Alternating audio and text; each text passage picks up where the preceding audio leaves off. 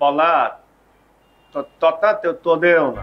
Alpha I নামে একটি প্রতিষ্ঠান থেকে নির্মিত সিনেমা দিয়ে বড় পর্দায় অভিষেক হয়েছিল নাটকের অভিনেতা আফরান নিশোর। সঙ্গে জুড়ে ছিল চরকি নামে একটি ওটিটি প্ল্যাটফর্ম।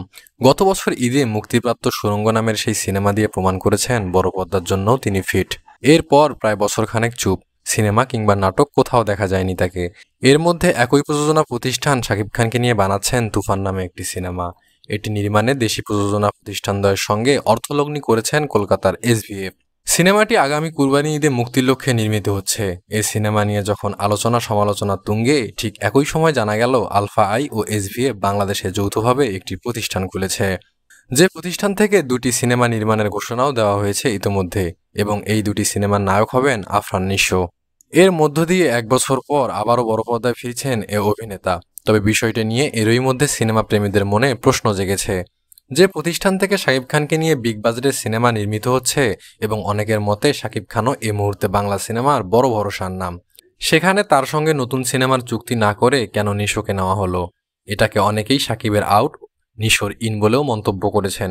কেউ কেউ বলছেন গত ঈদে শাকিব খান অভিনীত রাজকুমার আশানুরূপ সাফল্য না পাওয়ায় তুফান নিয়ে সন্দিহান প্রযোজনা সংস্থা।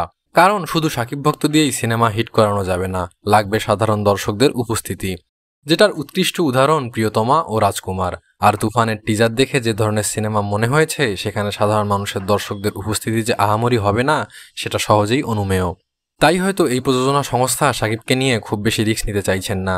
আর নিশো যেহেতু প্রথম পরীক্ষায় পাশ করেছে, তাকে নিয়ে মাঠে যুদ্ধ করা যায়, এমনটাই হয়তো ভাবছেন অনেকে।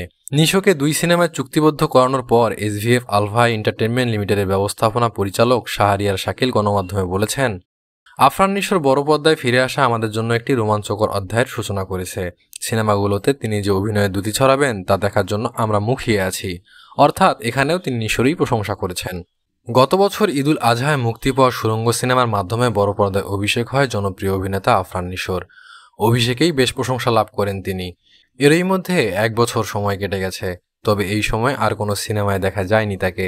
এ কারণে দর্শক শুভাকাঙ্ক্ষীরা অপেক্ষায় ছিলেন, ফের কবে বড় পর্দায় দেখা যাবে আফরান নিশোকে। এবার ভক্ত শুভাকাঙ্ক্ষীদের সেই অপেক্ষার অবসান হলো।